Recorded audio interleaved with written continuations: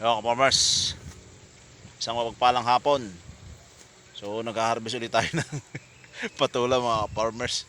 Talaga naman. Wala tayong katapusan ng harvest. Sayang, kung ito'y mahal mga farmers, ay tayo kumita na ng maganda. Ay mura. Bagay ayos lang. Basta ito hindi mo natitigil ng pagbunga mga farmers. Ayan o. Wala naman tigil ng pagbunga sa itaas eh. O, salamat na lang sa ating mahal na Panginoon. Talagang tayo ginagabayan pa. Ayan o. Napakaganda po ng bunga mga farmers oh. Talaga namang quality.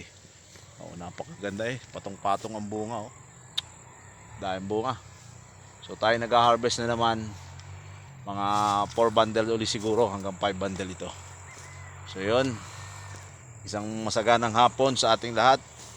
Una ay magpasalamat tayo sa ating mahal na Panginoon dahil sa biyaya at malakas na pangangatawan ng binibigay niya sa atin araw-araw. So, at saka sa masaganang ani.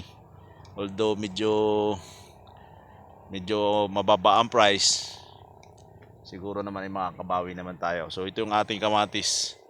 Siguro ito ang kasunod. Ayan mga farmers oh. So, ini-spray natin itong gitnang-gitna.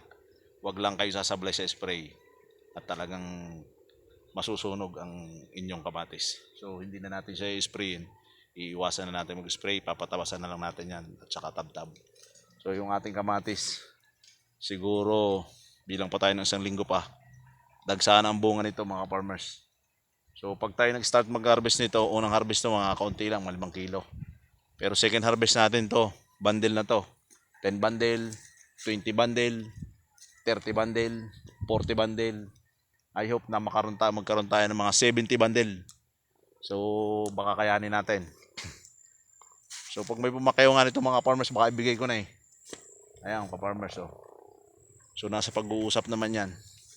So although hindi madaming bunga, pero malalaki ito, sureball. Pero ang bulaklak ay talagang lamak pa ang bulaklak. Kasi ini-sprayan pa din natin ito ng pambubulaklak ka farmers. So tuloy pa rin pagbubulaklak. So kahapon nag-abuno ulit tayo ng Netrobor. Netrobor at saka yun, hindi pa natutunaw. So pag umulan yan, matutunaw yan. So at saka 14, yun uli ang nilagay natin. So alternate lang yun.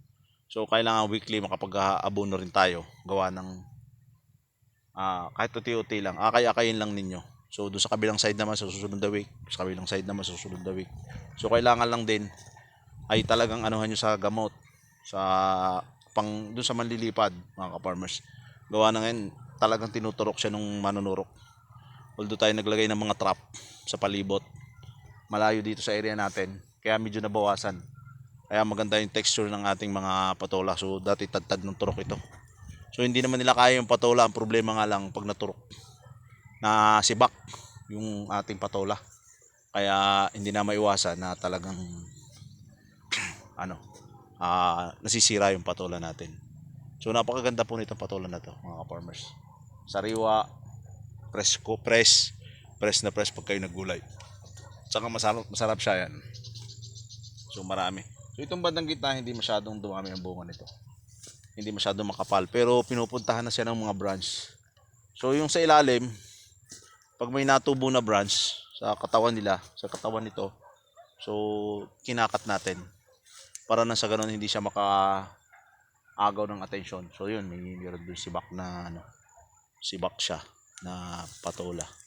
So hinihintay lang natin si Breaks. Siya ang ating marathon today. Kasi masakit na ang likod natin. Kasi tayo nag-spray kanina ng sa damo. So, meron tayong ipiprepare doon na 8,000 to 7,000 na kamatis. Pasusundan natin itong kamatis natin. So ang kamatis naman mag-40 yan ang kilo. 30. Hindi ka na matatalo doon. Wag lang bababa pa sa 30 mga farmers. Kasi pag bumaba pa sa 30, mag-20 yan. So medyo mahihirapan tayong makahabol sa ating puhunan kasi napakalaki din ang puhunan nito unless mga ka-farmers meron na kayong mga ganito. So ito in-repair ko pa din ito, so malaki pa rin na gastos. So may mga kawayan tayong magagamit dito na makakakuha tayo ng ayan, tutuloy ko ba? Ayan. So yan yung ating tagapagkakot, si Bricks. So yan tagapagkakot natin. So yan mga farmers, Pag may mga ganitong balag na, hindi kayo masyadong malalakihan. Pero pag wala pa, malaki talaga. So kaya iniingatan natin itong balag natin, dinadagdagan natin. Tuloy-tuloy lang repair para hindi maluma. So yun mga farmers, yan dahil bunga. Oh, talagang kabit-kabit. So yun, maraming po salamat sa inyo. Salamat po sa lahat ng nag-view at sa lahat po. God bless po all. So wala na po tayong ano, maraming po salamat. Thank you, thank you.